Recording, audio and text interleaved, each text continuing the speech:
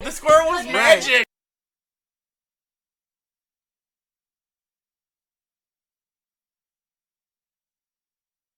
All books have a destiny of their own. And a life of their own.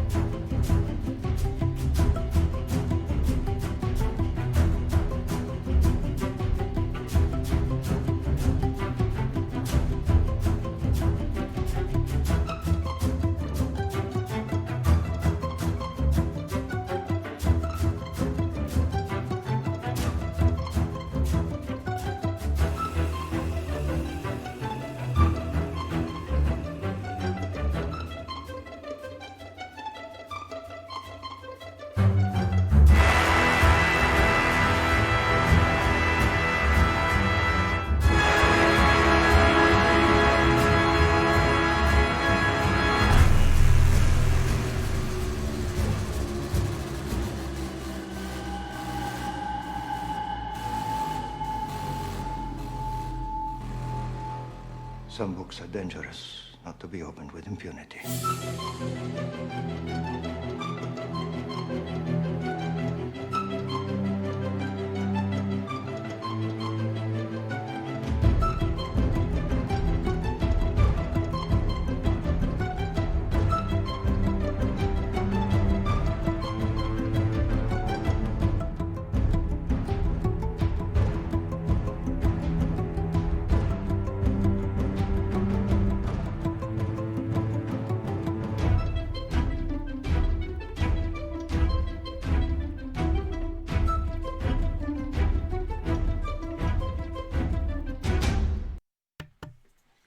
Beware your human heart.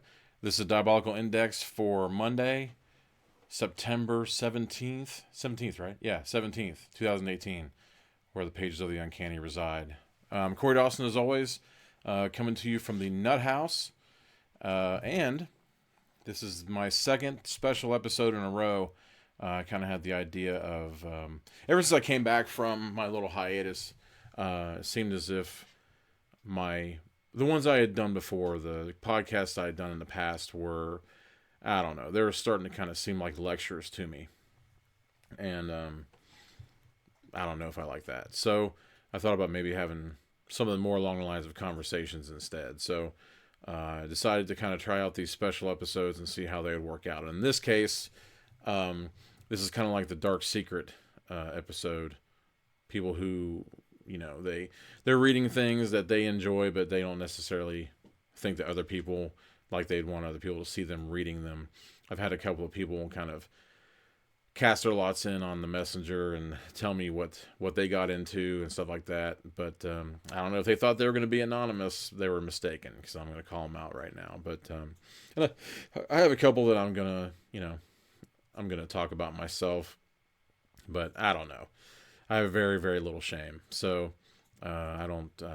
I saw an article from Henry Rollins earlier this week, and somebody asked him what his guilty pleasures were, and he said, I don't believe in guilty pleasures. I don't feel guilty for any pleasure I have, and I'm kind of the same way. If I like something, I like it. I've seen a lot of lists where people say, you know, what did you like in the 80s? What do you like in the 90s? When you're in high school, are you embarrassed that you like those things? And I like a lot of that. They were talking about music. So I like a lot of that music now. It doesn't even matter if I like it. I'm probably going to like it for all time. So there you go. System of a Down. That's an example. But anyway, hello, Nathan Jones. Thank you for stopping by. Basically, I was calling out everybody around the world to just kind of let me know and put it out there what you I don't know, just I guess kind of your picks for what you're supposed to have read, what would have been nice for you to have read, and people think that you may have read and hadn't. I have a lot in that category. I was going to let people kind of filter in and give their 2 cents before I really start spouting off about my own. But and the other, kind of like the other side of it was what you kind of don't want other people to see you reading, which I think is silly. I think if you want to read it, go ahead. But I don't know. People kind of they think that closets exist for skeletons to hang out in. So anyway, I don't know. I wouldn't say first things first because I don't have any definite order to anything. But I brought a whole bag full of books that I'm interested in reading, or I just got a hold of, or I'm revisiting, and I thought I'd bring them by because they really interest me, and I think that you guys would agree, at least in some form. I mean, on the first one, there's no doubt about it. It's beat up, it's weathered. Book hand, let's see if I get in the right place here. He's giving me motions. Okay, right on target. So this is short works of Ray Bradbury, and it's one of those things where a lot of times, kind of like with an album, you're going to find some that you like, some that aren't quite so good, and some that you absolutely hate. In this case, you're not going to find a more talented, fun, poignant, scary, deep, cutting author than Ray Bradbury. It's difficult to keep my eyes off it, to be honest. I found this big old lugging collection, and there was a lot of stories that I wanted to revisit, and I've seen them over time, different collections, like the world's best fantasy, year's best fantasy, science fiction, things like that, and you see them in a lot of classic collections. So to have just one big old honking collection, I think I got this for 50 cents. So it's a total score. Hey, Mark, Rob Collins, what's up, man? I was sending out a lot of personal messages, kind of putting the word out that I was going to be doing this tonight. And it looks as if, how did I know that Mark would be the first one to put his neck on the chopping block? Hey, Billy, it's nice to meet you, man. I'm not so sure that we've ever spoken before. So, Billy Henderson, thanks for showing up. Let's see what Mark has to say here. In middle school, high school, I read every single Goosebumps book multiple times, laugh out loud. What's the problem? I don't see any problem with Goosebumps books at all, man. Especially, maybe you think that it's a little bit kid stuff going into high school. Personally, myself, man, there are tons of books that have been singled out for kids that I think have a lot to say. In my own respect, I would say Robert Cormier. It might be Cormier, I don't know. I always say Cormier, whatever. I Am the Cheese and The Chocolate War, Beyond the Chocolate War, all that stuff. I think he had one called Being Invisible, and it was definitely one of those authors. I think that I actually mentioned him during one of my births and deaths segments in one of my older episodes. But Robert Cormier, he was definitely one of the authors that didn't patronize the children. They would, kids. People think that kids lead this life with no depth.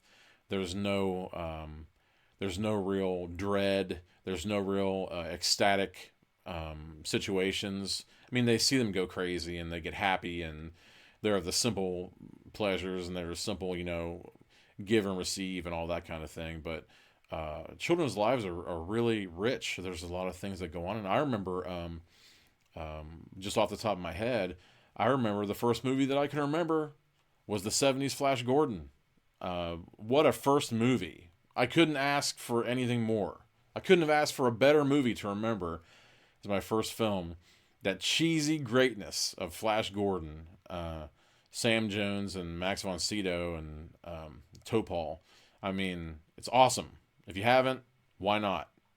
Do it now. See it. Especially the new Alex Ross cover. It's fantastic. But I don't know. I mean, I think that people patronize, especially authors. Now there's such a. I mean, it may not be their fault. I think that there's a lot of concern about how kids are ending up and what's going on, and I think that they're looking at the more superficial influences, and they're forgetting some of the deeper ones from home. So personally, I think if you just kind of like regard the old fairy tales and stuff, I mean, they were hardcore. There was a lot of torture and death and betrayal and but also exaltation and triumph and stuff. You have to kind of get all that stuff in there. So, I mean, notwithstanding the Jack Black Goosebumps movie, which I got a kick out of. I thought it was a lot of fun. I think now 21st Century is a flat out. I think it's a nostalgia fest. I think that we finally, when the nerds finally came out on top, they decided that there was money to be made in making things accessible to people who had been wanting that They Live mask since the 80s and all that kind of thing. Sometimes it can be good, sometimes it can be bad. Who knows? I haven't seen the new Halloween yet, so I'll keep you posted on that. Billy Henderson, did Stephen King make a book about Christine? Was the only movie? Actually, that's an interesting story about that. I believe, if I remember correctly, I think that Stephen King had, I think he was kind of mulling around some novels or some novel ideas in his head for scripts, and he was kind of on a roll at that time. So I think that he just had ideas that movie producers were asking him about, and kind of finding directors for them before they were even written as a book, so they could option it like as soon as possible. And I think Christine was one of them, where I think it was just kind of like a seed germinating in his mind about Christine, and then the movie came into being, and I believe that Christine, the book, and Christine, the movie, came out at around the same time, if I remember correctly. So that was interesting, especially considering the differences between the movie and the book. I find that the movie resonates so fantastically well. I can't remember if it was last week or the week before. Yeah, it was a bit of a time before last week and the time before that. But in one of those, I was talking about how it's important to have differences between the movie adaptation and the book. When I was a kid, I thought I would, throw my fists up in the air if the movie didn't end up exactly like the book to the T, especially with comic books and stuff. But now I've kind of learned that there are things that you shouldn't translate or try to translate specifically in whole cloth from whatever the book is. You can't do it. There are all sorts of subjective things and all sort of tonal differences and things like that. But I think Christine is definitely one of the best. I mean, it's kind of hard to tell. If the book came out at the same time, it's hard to say it was one of the best adaptations. But that's the way I look at it. So, yeah, I think your answer was in there somewhere. Hello, Cynthia. Cynthia Sorensen. Read just about all King books. I have not. I tend to be really super picky about the Stephen King books that I take on. I find that kind of unfortunately seems to me, for one reason or another, I think that there was something that got lost in his writing when he got over the drugs and the alcohol. I think that I wouldn't say it was inhibition, because it seems like if he was inhibited whatsoever, he wouldn't have written A Doorstop Like Lizzie's Story, which it seems like that's one of his absolute favorites. And I just I couldn't get into it. But like I said, there are so many things that are subjective. You can't just say that it's a crappy book just because it doesn't grab you, doesn't touch you in some sort of way. When it comes down to it, Thinner, one of his Bachman books, is one of my giant sized favorites that he's done, and I mean it's flat out an EC Tales from the Crypt horror entry for sure. And oh yeah, Cynthia, Tower books. I've the Dark Tower series from Stephen King. I think, and I think you kind of have to have the flavor for the sprawling everything, including the kitchen sink story that Stephen King is throwing at you when you take on the Dark Tower series. There are rabid fans out there, which it kind of blows my mind that they made that subpar film, which sucks because I mean everyone involved in that film was just like top notch. Idris Elba, he wouldn't have been my choice for the gunslinger right off the bat, but I think he would have been. I mean, anyone who knows, I think he would have made an excellent Cord, who was Roland the gunslinger's tutor and mentor, kind of like weapons master, man at arms type of thing in this world. I don't want to give too much away because just read the Gunslinger Part 1 of the Dark Tower series. It's fantastic. There are some people who don't like it because once they get into the later parts of it, when I say everything including the kitchen sink, it's because I think that with Stephen King's Dark Tower series, I think that he found license to just go wild. I mean, it's got Western influence. It's got kind of like the Arthurian legend influence. There's nuclear mutants. There's an American landscape that's been like blasted by the apocalypse, and robotic bears, sentient trains, phallic trains. It's just everything you could possibly think. At one point, Stephen King actually becomes a character in the Dark Tower film, or in the Dark Tower book series. It's crazy. It's like he just allowed everything to just run wild, which is good, because I think most of the time in his books anymore, it seems like no one really puts reins on him. A lot of people think that Stephen King is kind of like the latter day Mark Twain, like a man of letters, kind of post Shawshank Redemption, Green Mile, Stephen King. So there you go. I will ramble about Stephen King's shortcomings forever, which I don't want to do because, in my opinion, he wrote one of the best books on writing that exists out there. If you can get through the first half of autobiographical stuff of Stephen King, he rarely doesn't put something of himself in there, but it's great. There's a lot of good stuff in that book. It's called On Writing. So, okay, enough about Stephen King. I do want to go through some of these other books, but anyway, before I go any further, if anyone hasn't read Ray Bradbury somehow, I mean, there are the biggies, and they used to be part of the school curriculum.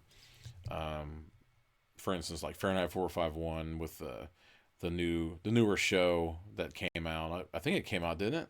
Is it out yet? What show is that? Fahrenheit 451 I don't know. with the Killmonger. He was in it, and I wasn't a big fan of that. I liked Michael Shannon. I like Michael Shannon and everything, but there are tons of Ray Bradbury stories.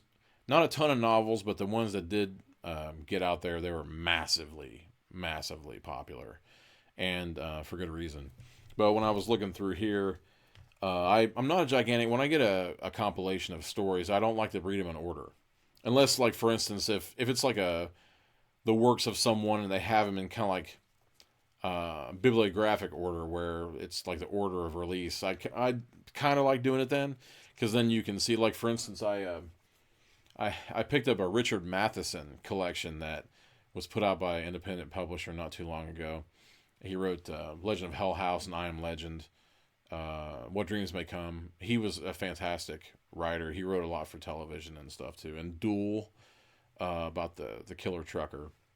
But they put one out not too long ago, and I picked it up to see what everything was like in order, and it's really interesting to see kind of like the progression of a writer in that way, because he was really super prolific. So you get to see how that changed. But There are tons. I was actually very surprised when I looked through here, but it's really dense. Like, it doesn't look quite as thick as most, like, especially, I mean, I'm talking about Stephen King.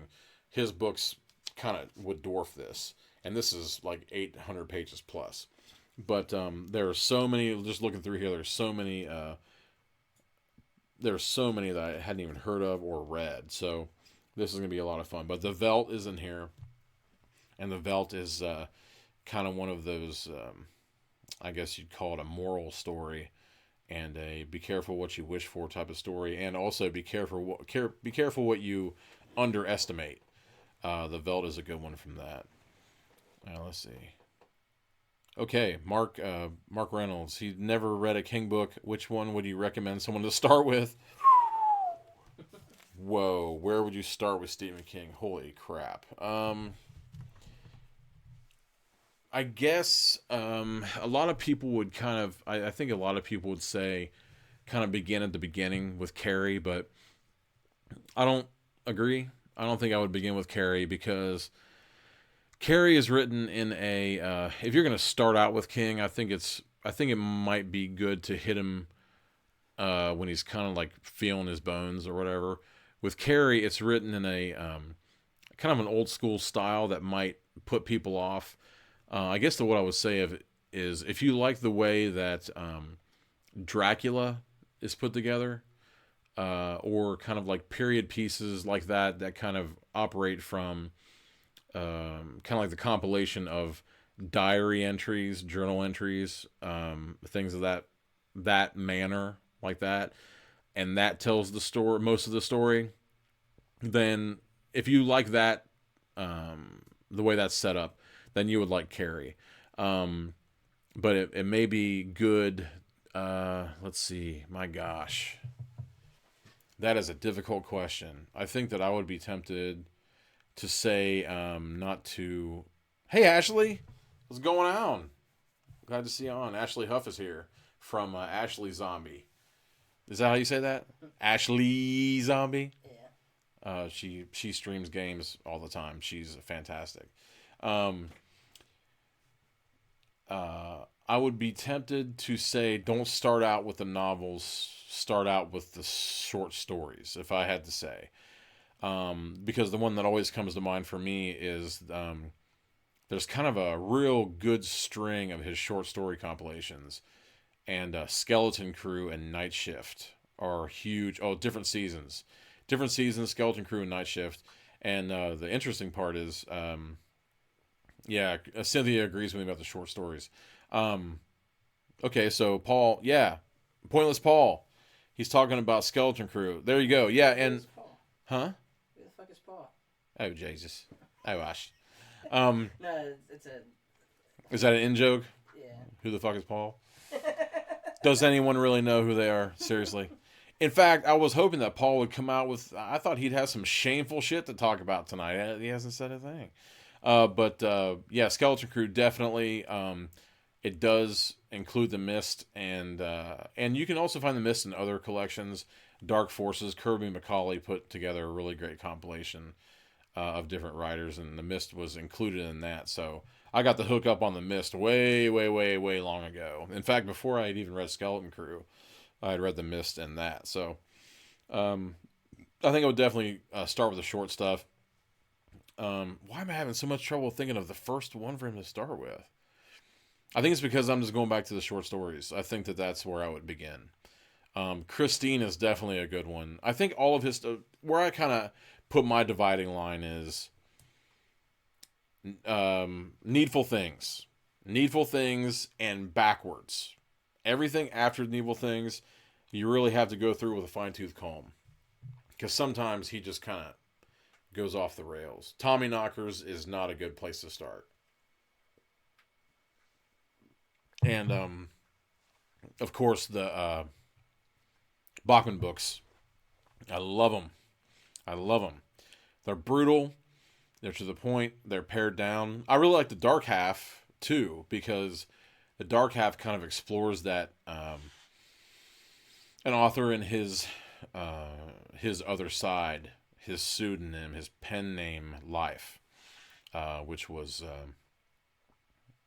which was kind of exposed, and then it caused a little bit of a shockwave through his work. But so what Pointless Paul is telling me here is that he is distracting himself. He's doing two things at once. He's playing. Can't even get the new boss monster. At least he's hanging out with his wife, though. That's always good. Playing games with your wife. Oh, there you go. Okay, Mark Reynolds says he needs something else to read because he's getting bored with these cheesy 80s romance novels. You're not fooling a person out there. You're reading Sweet Valley High and Babysitter's Club. Flat out. You know that's to be true. What was that one Boxcar prequel or whatever? Boxcar Children? Yeah. I don't know. I've had like a bad taste in my mouth about that because someone said, you need me to get Boxcar Children for me, and I get it for them, and it ended up being like the 80s remake of the story, and they wanted some kind of antique book written on a scroll.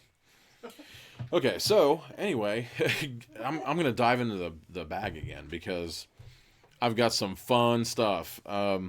Some of the stuff I found and some of the stuff I picked up. I usually, I hardly ever read one book at a time. I'm usually reading, at least one fiction, one nonfiction, and this is definitely one. You got me on Bookcam. This is definitely one that I would read over and over again, and never stop. The Collected Raffles by E.W. Hornung. It's just fantastic. It's the quintessential gentleman thief. A.J. Raffles is the ultimate gentleman thief. He's a Victorian cricket player who refuses to become a professional. He's an amateur who is, he's just known all across the land, but he refused to become an amateur or become a professional. He says that becoming a professional kind of takes the steam out of and takes the sport out of it once you're known as this established thing.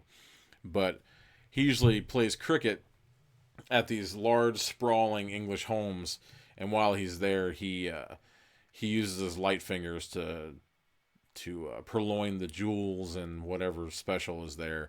And he has kind of like a long-suffering sidekick, kind of if Raffles was a Holmesian character, and sometimes that comes up. Sometimes Raffles has to sort of solve things every once in a great while, but normally he's just kind of trying to elude the law. But Bunny Manders is his sidekick, and it's so much fun. It's like this.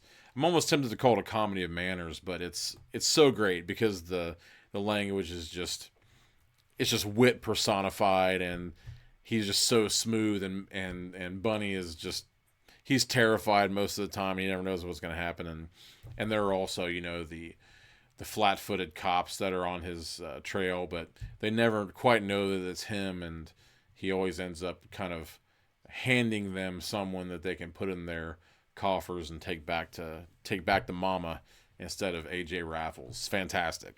And this is the Collected Raffles. So, and it's one of those, I think it's Everyman. Yeah. It's an Everyman publication. So it's really well done, and it was really cheaply priced. In my case, it was 50 cents or so, 25 cents. I don't know. I am cheap, but I think it's all in the hunt. You got to find it, you got to pour through everything and lift up every rock to try to find what you're looking for. Let's see who's talking now. They're talking about Dean Koontz. If I were to say that I was familiar with Dean Koontz, it's only through the tropes. Everyone's always talking to me about the framework of Koontz's novels. And they always say that there are certain tropes that just keep popping up in every book. Golden retrievers and the secret societies out to claim a child and things like that. Except in the case of Demon Seed, which anyone who's been watching me for a while remembers that damn episode. I was bent out of shape. But Dean Koontz, I don't have a whole lot to say about. I think that... Mark could tell me more about it, I guess, but I think that Stephen King actually kind of took a page out of Dean Koontz' book for his newer stuff. It seems like the Mr. Mercedes is kind of more along the lines of something that Koontz would do. So maybe he, I don't know. Like I said, I think I said it last week. You know, you have what I always think of, the kind of like the Four Musketeers. You have Stephen King, Dean Koontz, Peter Straub, kind of like over here, and then kind of like the stepchild would be Robert R. McCammon. And in my opinion, I think you got to totally switch that order up. But then again, Ghost Story by Peter Straub is probably one of the best horror novels of all time. Love it with a passion. And I have to say, you know, it's one of those things where I don't like to specifically judge a book by its cover, but this was definitely one that I just couldn't resist. And in fact, Jennifer, I don't see her out there tonight, but she came into the shop, and it was on my new stack table. I got so many new things. There have been a couple of nice sales around, and I made out like a bandit. And so I found this book. It's called Murder in the Stacks. I don't know if I'm on book cam or what. Where do I got? You're good. They can still see it. Okay. But Murder in the Stacks, I just could not resist it. They're saying this accidental death has to do with a book in a college library. And the best part of all is, I mean, it goes around to the spine and everything. You can see the bookshelves. And it has that wonderful... Can you see this? Mm-hmm. It has that wonderful... I think they refer to it as a frontispiece, I think. Of the kind of like the scene of the crime, the environment in which all this stuff happens.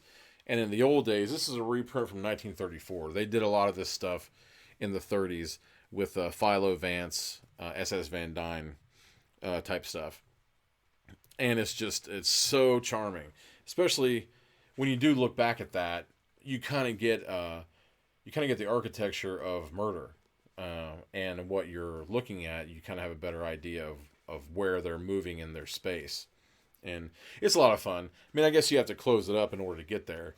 But some of them actually have maps that fold out, which is fantastic. But let's see. Mark is saying that he's got a tie of his personal favorites between Darkfall and The Face, which is interesting because I think that those are separated by a pretty decent chunk of time, which is, I mean, I think that's cool. But then again, with someone as prolific as Koontz, he could totally be writing them and trunking them, as Stephen King did with Blaze, which I would totally recommend Blaze as well.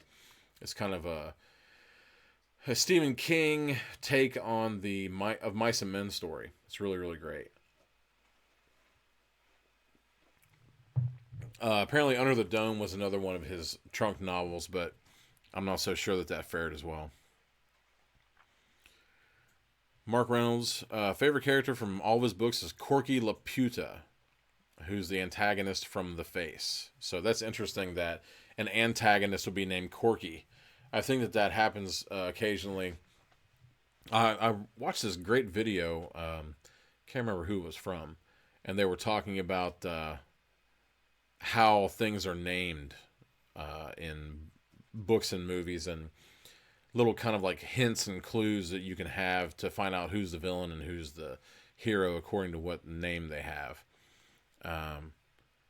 Wolfpack Squad, nice to have you aboard. We're talking about we're actually a little off topic here. People, I mean, it's okay, it's all right. Everybody's talking about different authors and stuff, but tonight is the Confess Your Sins. I almost said Choose Your Own Adventure. Well, we're still gonna do this. I have to find ones that are up to snuff. It seems like the Choose Your Own Adventure that I picked in the last few of them, and they just kind of fell short. So hopefully there's one in the wings. If I can get it ready, there might be a new one coming soon. So Andrew's aware of it, and he's kind of been aware of it for a long time. He's been asking me about it for a while, so I need to get back on that. But yeah, so the question is, what would be my sin? what would be a couple of examples of things that I don't get ashamed about what I'm reading? It doesn't matter. Because a lot of times, if people are looking, they may not even take the time to figure out what I'm reading anyway. But there are also examples of things where it cannot be mistaken for anything else. And I guess that what I would call it is the... Guilty pleasures. No, Andrew's saying guilty pleasures again. I don't feel guilty about it. But what it is that if someone were to see it, it couldn't be mistaken for anything else, which would be, I would say, you'd probably have to call it the sex agent books, where it's just a wholesale murderer who, for some reason, is really super handsome and must have a bulletproof liver, due to, drinking all kinds of liquor from all over the world and getting involved in places where, if you even take your pants off, you're going to have some virulent disease that will kill you in seconds. And yet, they just, blow through all the global. There's a global Lotharios. I mean, I guess you'd really call it kind of like the flat out male romance novel. I mean, there's no other way to slice it than that. And Andrew said James Bond book. And what I am saying is this. If you think of James Bond and then go to the lowest rung below that when it comes to, not necessarily quality, because I think they're a hell of a lot of fun, but they're just awful. They're awful. I mean, just the oh my God, the epitome of fluff. But it's got some fantastic stuff. I mean, let's go. Andrew, put up the You just say it, I got you. Nick Carter. And it's not that blonde kid. Everybody always thinks is that blonde kid from, I don't know if he was on Disney or what. But Nick Carter was an old character. I think he might have started in the 30s. And over time, he kind of just became like this serialized sort of Pinkerton cop over time. And then when the 40s rolled around, then it was more like kind of behind enemy line stuff. By the time the 60s and the 70s, late 50s to the 70s happened, Nick Carter was reimagined as Killmaster, Agent of Axe, AXE. And to be honest with you, I don't even know what that stands for. But Body spray. what's that? The body spray. The body spray. No, he's spraying bodies, but it's usually with automatic weapons.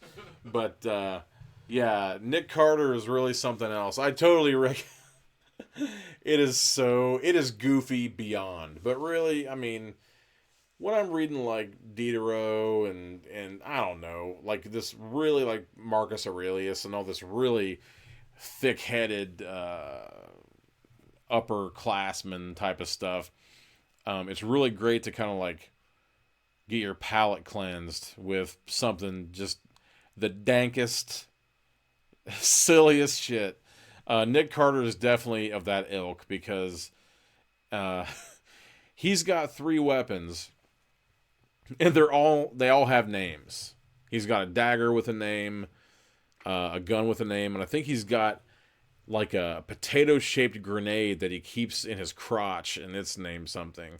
So he's like, I'm going to throw Pierre. He would actually refer to him. He's like, I'm going to use Pierre in this situation. It's so goofy. But sometimes it takes you back. I mean, at one point, in one of them, I can't remember which one it was. I think it was like the Blue Death or something like that. There's this gigantic Nazi thug who just twists this guy's head off and just kicks it through the garden. It's amazing. It's crazy. But yeah, there's that. And like you said with James Bond, it's like James Bond to the nth degree. All classes gone. It's just craziness. And I guess that, somewhere between that one and the second one I would mention, which is in the same realm, but it's even further in the gutter. I would say in between those would be the Destroyer series that they made the Remo Williams, The Adventure Begins, that movie out of. And I love the Destroyer. That's more along the lines of humor. There's a lot of humor in those. And I totally recommend Remo Williams, The Adventure Begins, to anybody. It's hilarious.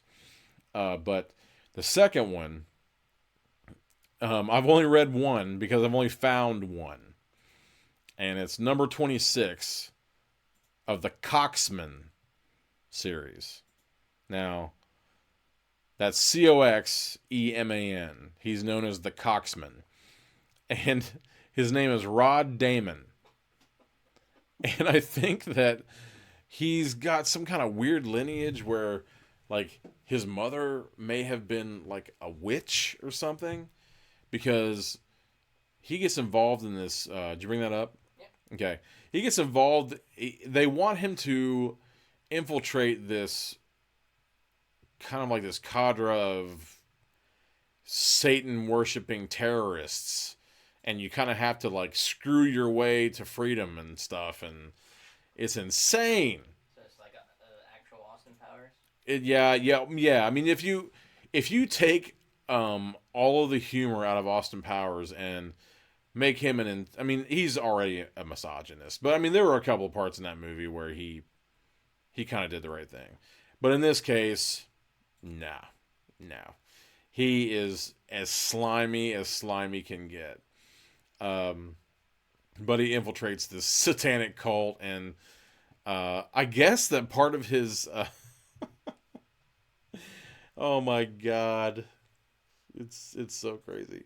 I guess part of his cover is that he's like a sexologist, like he's like a Masters and Johnson, like the science of sex. So like he's often talking about, these little tips on how to extend the female orgasm and all this jazz, but it's usually more like the, I can't even say it, but basically watch any James Bond, drag it through the gutter. Oh my Christ. Of course, Mark Reynolds. I am the Coxman. If there can be only one, he said there can be only one. If this is anything like Highlander, they're not cutting for the neck, buddy. It's below the belt. But anyhow. Just have to cut the wieners out. Yeah. But anyhow, yeah, if I was going to say that there was something, there's no doubt about it. I mean, you guys are looking at the cover. There's no question. There's no question about it. I was looking up other ones. It would, I have to say, maybe in like mid 80s, it would have been totally fantastic for Bruce Campbell to have tried that on. One of these goes for $300.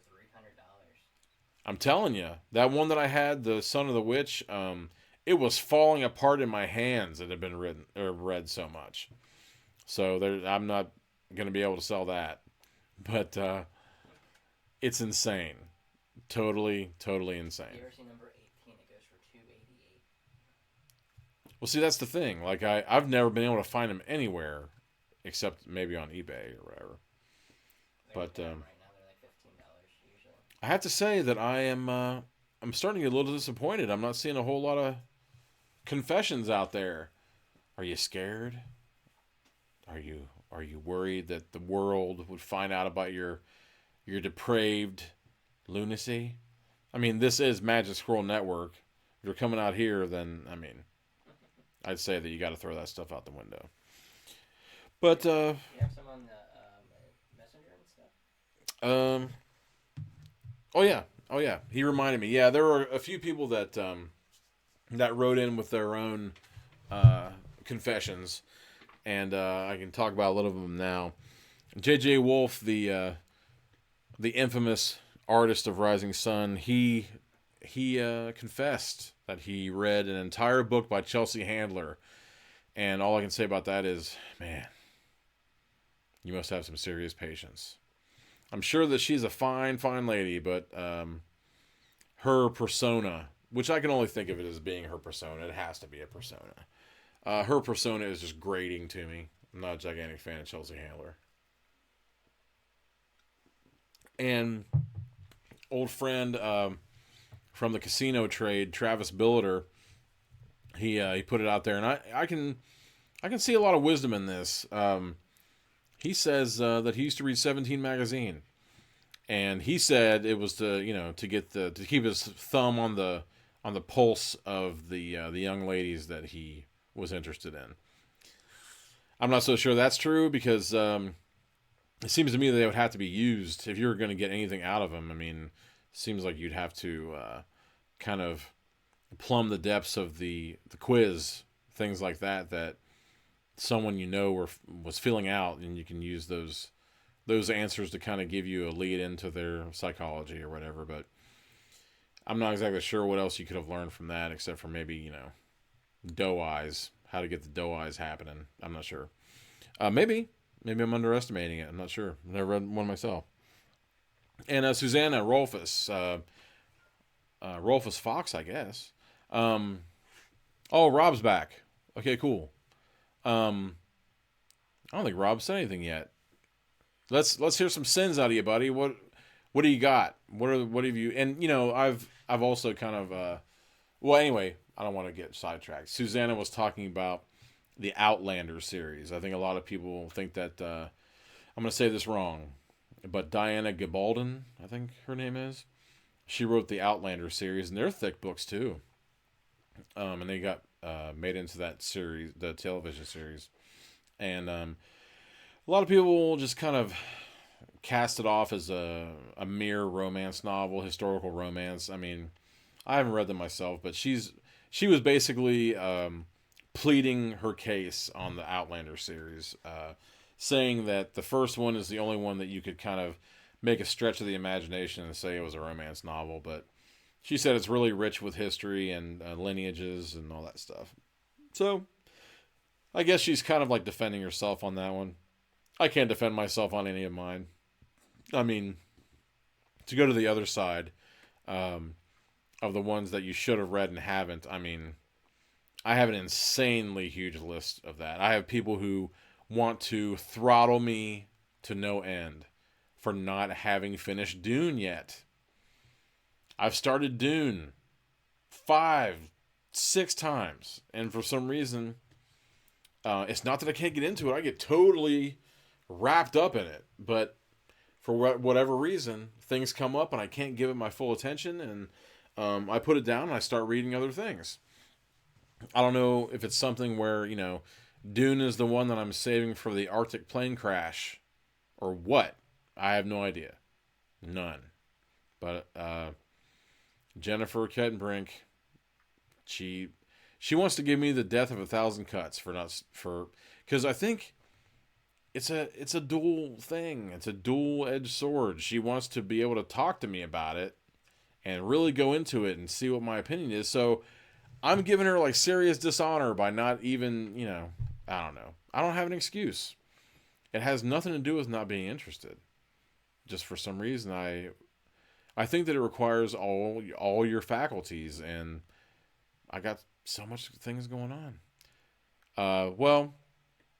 Mary's here. Mary Conrad's here. She says she's only watched the movies, plural, so she must have watched the sci-fi versions, which I never even touched. Because, I mean, even when I'm a big believer in watch the movie first. If you have the book and you haven't read it, watch the movie first always. So I watched the movie first, and I loved that David Lynch movie. In fact, I think that's the only... No, it's not the only one. I was going to say, I thought that was the only David Lynch I'd ever seen all the way through, but that's not true. I've seen Blue Velvet and Wild at Heart and Eraserhead. So I guess I've seen a few. But you have to be prepared in the books for the richness, I think if you're going to get into any sort of fantasy stuff, I know people who read gigantically layered fantasy world building books, and I would say that Dune isn't it's akin to that. I mean, it has elements of all kinds of things. It's got elements of the fantasy, elements of the political, elements of the kind of like the hierarchical, and like all these houses, House Atreides, House Harkonnen. you have to get into that stuff, but it didn't seem too difficult to grasp. And actually, I think that the movies kind of informed it. So a lot of people say, if you like the book, you're not going to like the movie in this case. And I disagree. Although, how much clout could I possibly have? I've never finished the book. So who knows about that? I mean, I've never read Great Expectations. I've never read... there's a long list. I've never read To Kill a Mockingbird. There are people who would tell me that I have no business ever talking about books ever for having not read these. I guess it may be because that I tend to go for the weird. That's what the Diabolical Index is all about. It's supposed to be about, the weirder edge of things, but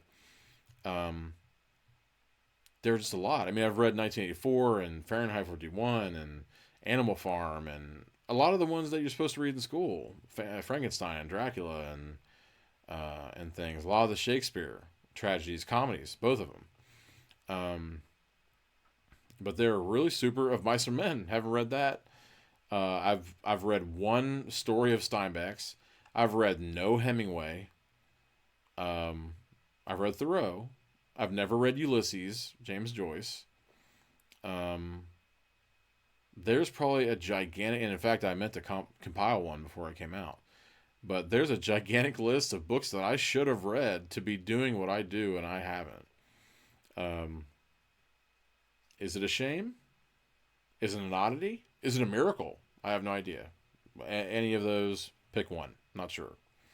Not that I'm not interested, but I think I had a tiny conversation with my friend Sarah O'Haver earlier today, and I said, it seems like I actively avoid things that are big pop. A lot of people will come in and say, oh yeah, of course, that's what he always does. But if something's really popular or available or it just seems in the public eye, a lot of times I actively avoid it because, and I asked her, is that an elitist view? And she said, well, elitist, who knows, but it might be like slightly hipster. And I was like, oh shit, I'm not up with that. Trap House 2812, what's up? What up? That seem off kilter? Yeah. I don't know. I think it's mostly because I know I'm always going to be able to read Great Expectations. I know that I'm always going to be able to read I almost said the Iliad, but I have read that. But it's like these gigantic pillars of literature, that have existed, into the past, and they'll exist for all time in the future. One of the ones that became a person, or a person became a book at the end of Fahrenheit 451. Spoiler alert. But it's like they'll always be here, and maybe that's a totally naive way of thinking. Maybe since I haven't read these things that I should have, then one of these days they'll cease to be, and I'll be the guy who was reading the Coxman instead of reading Peyton Place. It's just, I don't know, man. If I am fairly certain that I'm always going to be able to reach for them, I'll be more likely to reach for the Pest House. Where's book? Here, there, everywhere. It's over here. Here? Yeah. Over to your right a little bit.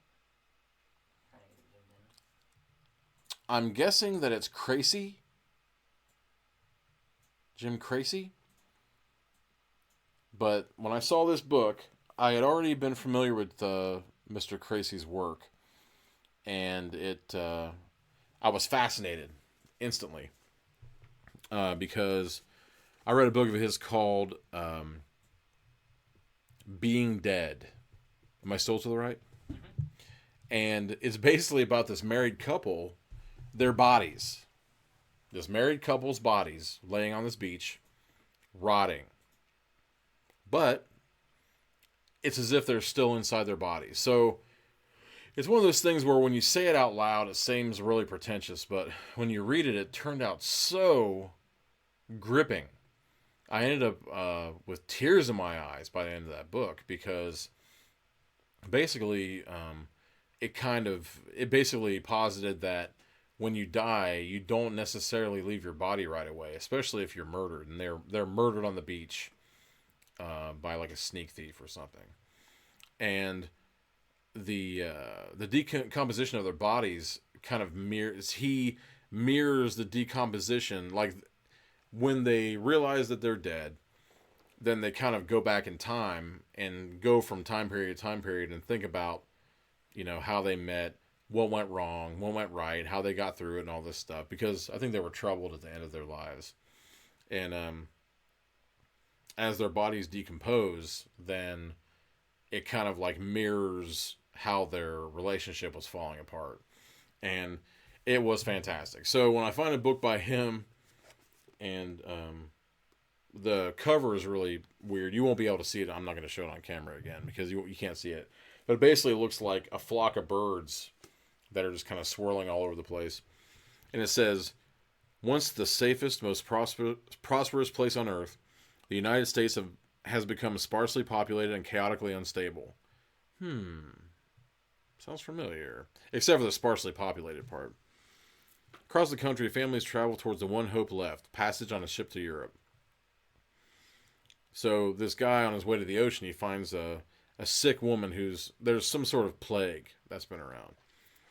And she's shown to die in isolation, but they kind of Defiant Ones-esque. They're like running towards the boats, and it's kind of a slightly post-apocalyptic, I guess you'd call it.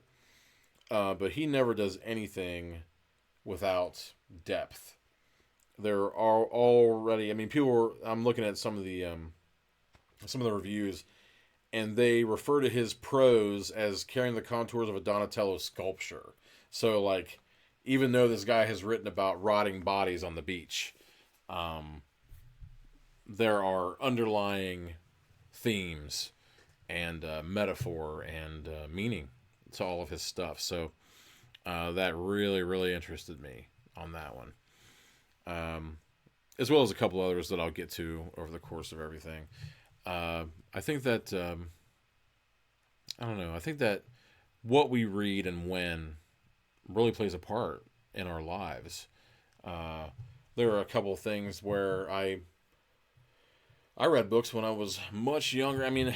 I guess it's like a humongous cliche that, you can't go home again. You're never the same again.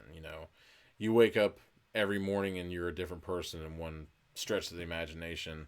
The years go by and you see things from a completely different tenor than you ever would have before. And your cells change every 6 years or whatever it is. You're a completely different person. There are things that I loved. I thought I would never not love.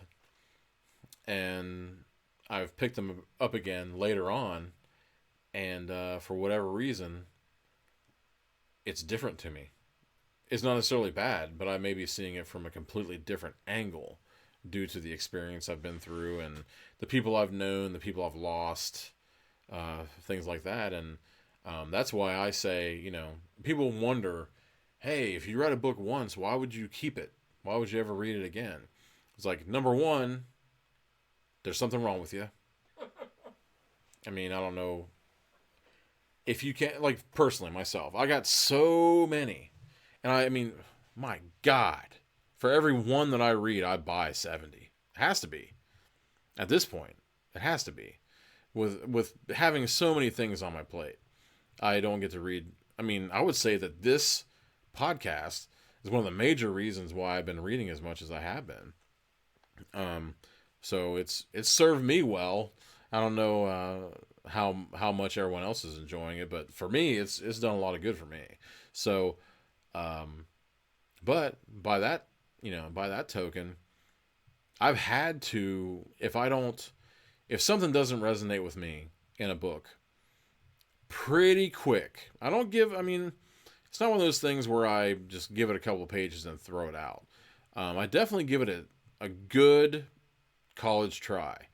And if it just doesn't work for me, I have to put it aside and get rid of it in some sort of way. I actually can't even look at it after that.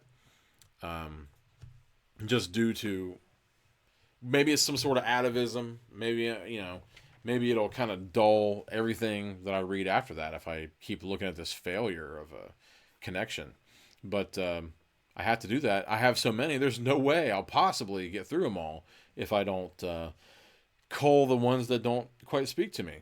And you gotta move it along and find someone that it does speak to. So, and that's actually a pretty decent segue into this one. Although since I said it was a segue, I guess that's not very good. But I was totally fascinated by the story of Patton Oswalt's late wife. They had been totally smitten with each other. I mean, from what I read, and it was a crushing loss. Even though, I mean, I say that I can't help but snicker because I mean, it seems like in Hollywood, it just seems like it's different. It seems like the society, the societal standards is just different all over the place. Because as far as I was concerned, from what I read and what I saw, Patton was like crushed to the bone when it happened, and then I look around and he's married already. So I don't know how. I mean, who knows how long that that mourning should be allowed to take? It's probably different for absolutely every single person on Earth. I guess I just see marriage a little differently. But when I heard about, I mean, it still says Michelle McNamara, his wife. She was I can't remember which, I think she worked for a newspaper, and she did articles, and then she ended up collecting the articles into kind of like a larger project on the Golden State Killer, who killed in California during the 70s and 80s. And it's called, where am I now? Right. I mean, over there. Give me a book for this cover because it's kind of a cool cover. And I found someone was reading this for a reason, review or something like that, because it's a advanced copy. It wasn't supposed to be for sale, but I find a lot of these. So it probably has some uncorrected areas in there, but that kind of interests me as well. So, but I found out that after her death, she had left it unfinished. So Patton, from what I understand, it doesn't say that here, but maybe there's an introduction. So maybe he does explain it. But from what I understood, that's interesting. Sorry. From what I understood, Patton Oswalt finished it once what she had put together had been found, and the unfinished parts of it had to be put together. And I the way I understood is that he finished it and packaged it for her. And I can see why he wouldn't want to tack his name onto it, as to say, "Hey, look what I did," So his name is mentioned for an afterword. It's got an introduction by Gillian Flynn, Gone Girl. So that's pretty heavy company. But what I laughed at was I looked at the table of contents, and there are no page numbers. It's all zeros. So it makes me think that has something to do with the, I don't know. When I read it, it might have something to do with the killer somehow. Maybe part of his MO or whatever. But it's interesting that they wouldn't have specified the page numbers. And it's probably because, if there is if it is uncorrected, then those would change. So that's very, very interesting. But I've been waiting to read this for a long time, and it may just be because it was an uncorrected proof that ended up being in the cheap seats. So I snapped that up so quick, I almost got paper cuts on my soul. Anyway, there you go. I'm a moron. So, hello, Steven. Thank God, man. I didn't think anybody was coming out. Okay, Steven, I have no idea how to say your last name. I'm gonna bet that it's Hockey. What do you think? I think so, yeah. Stephen J. Hockey. I I was trying to put a lot of it way back in the back of my throat by the palate for that. Have a few like little things where you're not pronouncing everything too hard. You know, maybe he'll hear what he wants to hear. But I'm curious as to what Steven's sins are tonight. A lot of people are kind of... It seems like they're dancing around the issue. I don't think I saw anything from Ashley either. But I laid mine bare. I'm trying to think of any other... I think it makes it more difficult because I'm just not... I mean, I was tempted to say the book by Mankind. I can't remember what it's called now off the top of my head. But it was basically a book by Mick Foley about... It was like a memoir of the Mankind WWF character. I can't say WWE. Can't help it. It's silly. I don't think it works. But I think that guy is, he's a force to be reckoned with. He wrote a couple of legit books. Not that his memoir is any less legit, but I'm just saying that he wrote a couple of books, novels. Or just Have a Nice Day. Have a Nice Day. Yeah, Have a Nice Day. That's the one. Because he had that kind of like smiley face with the weird mask on there.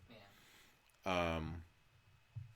And, you know, I think that for as iconic as Mankind was at that time, I think that anyone can see that sometimes to be an icon, you kind of have to cull from popular things that already exist or whatever. Because, I mean, if that's not Leatherface, I don't know. Well, Steven, basically, he's talking about murdering people. He's not using names, but basically, the crux of tonight's thing was to talk about, you know, the books that you might have some shame and people finding out that you're reading, and also the ones that you should have read, either by some sort of standards or just something imposed on, you know, yourself, where you think you should have read it but hadn't. So everybody's kind of like unearthing their mistakes here. Thanks, Cody. Cody Grace. I don't know if his upcoming work has a title yet, but Cody has something in the works there. But thanks, man. Yeah, this is Jennifer, the lady who wanted to kill me for not reading Dune. This is a printing that she made for me for the motto of the shop.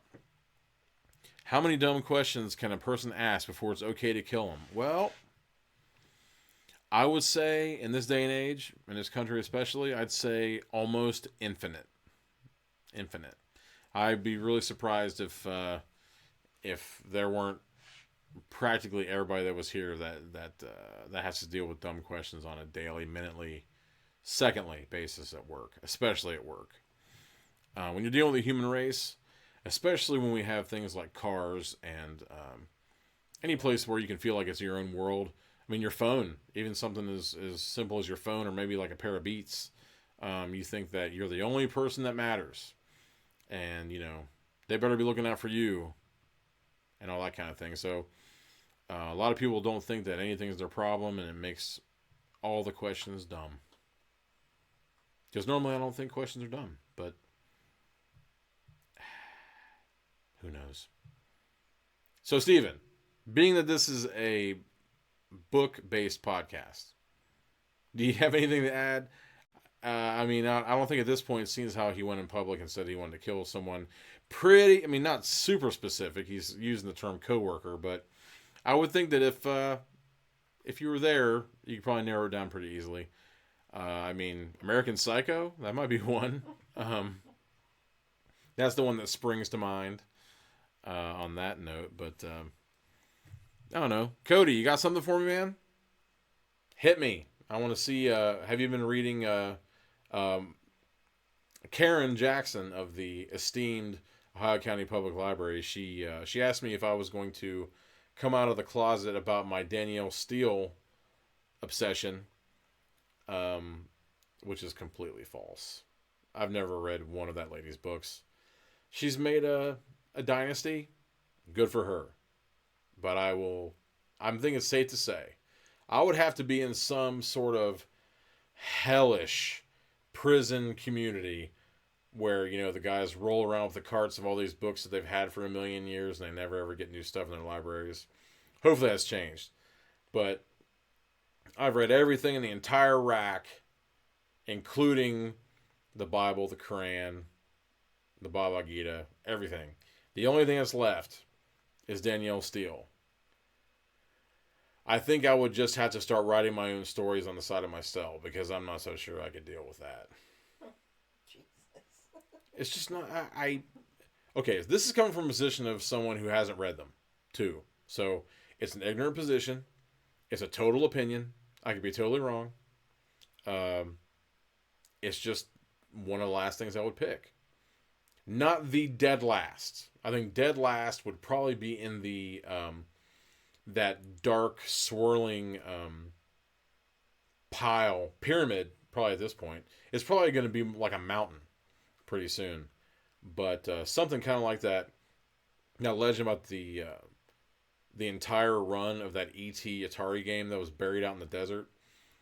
I'm surprised they haven't done that with the 50 Shades of Grey books and the Twilight series, because wherever I go, every thrift store, every library sale, every yard sale, it's just a gigantic pile of Twilight series and 50 Shades of Grey books. It's crazy. Someone should just be making firelighters out of those things. Duraflames, just everywhere. I've seen one copy of that one that she did where they turned everything around in the 50 Shades of Grey books to make it from the guy's point of view. I've seen one copy of that. I never saw it ever again. I think that the distributor was just like, this was a failed experiment. But you never know. Stephen Hodke, he's talking about he hasn't read books in a long time, but he wants to read Carrie by Stephen King. How different is it from the movie? You know, I wasn't prepared for a Stephen King podcast tonight. That's all we got. I think that's all we get. Are they trying to say that Stephen King is their sin? Are they trying to say that the fact that they just keep wondering about this one writer is keeping them from the millions, the galaxies of different authors and ideas that are out there? Is that what they're telling me now? Yeah, Stephen, earlier I was talking about Carrie is set up in an unusual way that that some readers may not be a gigantic fan of, and I don't think he revisited it. I think in a couple of his short stories he did, kind of like the journal entry flavor, where he'd be finding out things through different newspaper articles and diary entries and radio spots and all that kind of stuff. I like it okay, because I mean, I guess it's kind of like the book equivalent of a found footage movie, where you're just kind of like piecing it together through little artifacts of different kinds. So I don't know, maybe it'll be cool for you. But I would have to say, if you're going into it thinking that Carrie is different, it's good that you've seen the movie beforehand, because as far as I know, there are a ton of differences between the book and the movie on that one. So, anyhow, the final book in the bag. I'm not so sure you have to do book cam on this one because it doesn't have a cover. I've always been interested in Robert E. Howard. He was a fantastically, I mean, I guess it's, something to really think about when you have someone, or at least from the detached view of a reader.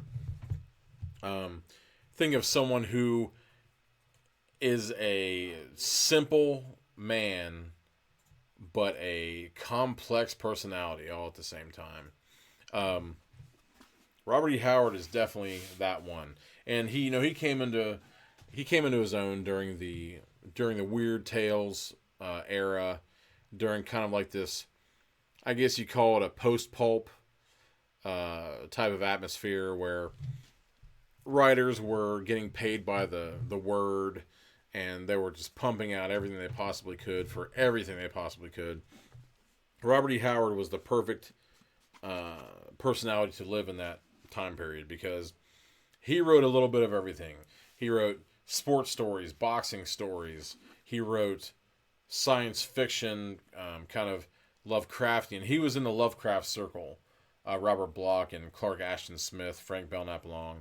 There was this circle of correspondence with H.P. Lovecraft, and he was one of them, but I just can't see him in the same room with all these guys. It would seem, I am totally shocked they haven't done a movie. They did one movie about Robert E. Howard. It was it was kind of like a romance, like a drama romance type. And I can't remember what it's called now, but they had Vincent D'Onofrio playing Robert E. Howard. That was perfect. He was perfect for that. But basically, he was writing westerns. He was writing fantasy. He created Conan the Barbarian and Cole the Conqueror and Solomon Kane. So you have like the Puritan Avenger. There's just all sorts of different levels and tiers to his body of work. But he died tragically young. He had a mother love that just couldn't stand the strain of being without his mother when she passed away. So he was so prolific in the small period of time that he was around. I was totally fascinated by what his inner life would have been and what the people around him would have said. So the book's called Dark Valley Destiny. The Life of Robert E. Howard, and I don't know if it's DeCamp. I've always said DeCamp. That's probably wrong. But L. Sprague DeCamp, Catherine Cook DeCamp, and L. Sprague DeCamp was a science fiction fantasy writer of his own. Wow. I just opened it up straight to his family tree. It's really interesting. Yeah. I'm interested in everything, practically. There are very few things that don't interest me. Okay, let's see here. Mary's sin is the trashy spy romances. Trashy spy romances. Okay, I want to know more about this. Trashy spy romances. Her mom passes along. Do you have any authors on that one? Because, I'm thinking of spy stuff like, I don't know if I call Vince Flynn one of those, but like the Jack Reacher stuff is kind of spy-esque or whatever. So when it comes to spy romances, that's kind of losing me. I don't know a whole lot of authors that's specific. No, Steven, we got a couple of people here. But I don't know. I think they all had other things to do. They didn't want to lay their souls bare on the anvil and have me strike it with the hammer of shame, which isn't true. Am I showing any judgment? I don't think I'm showing any judgment, but maybe self-directed, but I don't know. I'm interested in all this stuff. I can't say, who's to say? When I was a kid, real young kid, my grandma used to have Harlequin romances all over the place. And, of course, as a kid, you're just flipping through them for the juicy parts. You're looking for any kind of sexual craziness that you can, snicker when you think you're a grandmother and all that stuff. But on the whole, those Harlequin romances were tame as hell. So, I don't know. Historical diamond mine that spies had to infiltrate. That sounds pretty good. That doesn't sound bad. I guess with a spy thing, you're always going to... That's Mary talking, by the way. But I guess with a spy thing, you're always going to have that... You have to have that romance in there. I doubt that there's ever a spy novel after James Bond that didn't have, at least a hint of that. And I think it probably started with kind of like maybe the double agent, kind of like what is it, Christine von Hammersmark, like the blonde from Inglourious Bastards. There was always a character sort of like that, where she could be a femme fatale, or maybe she's part of the resistance, like you never know. So there's always bits and pieces of that kind of thing. I mean, I'm not spy romances. I'm not so sure I've ever heard it called that before. So, being by that rationale, you could probably call a lot of the stuff I was talking about spy romances. But those, I mean, the ones you're talking about may not be in the vein of Harlequin, but the ones I'm talking about, they're probably a lot more akin to that. Except in these, I mean, you have guts on the floor, so there's that level of violence.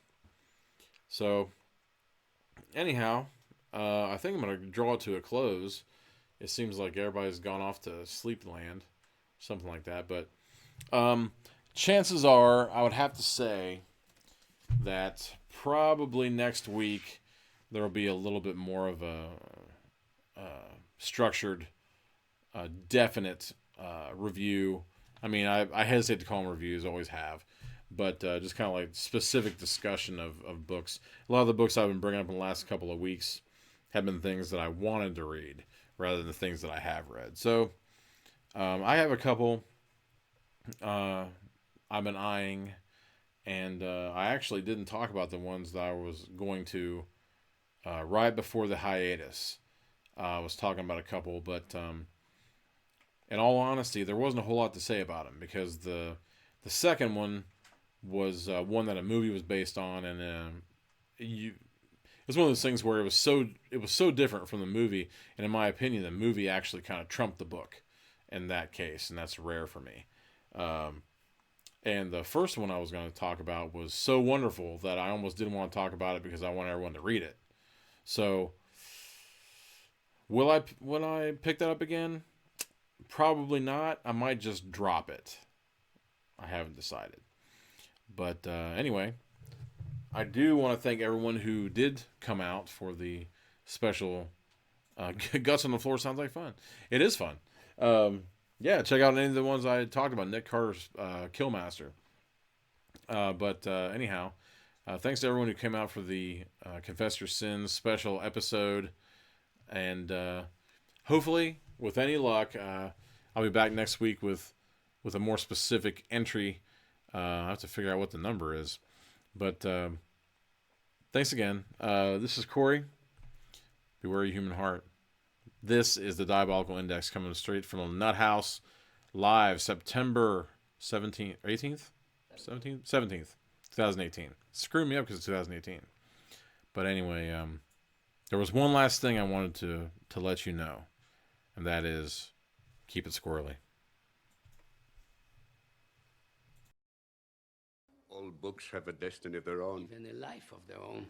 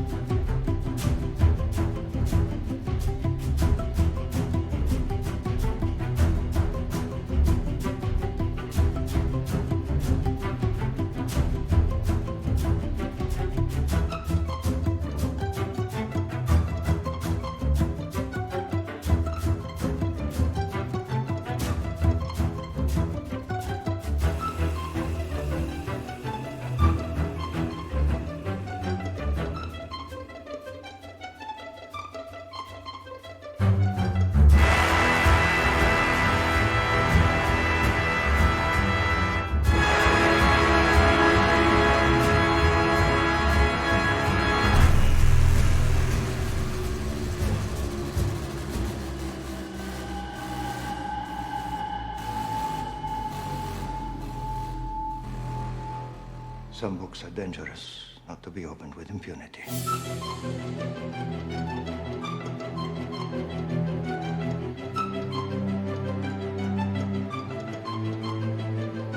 This world was magic!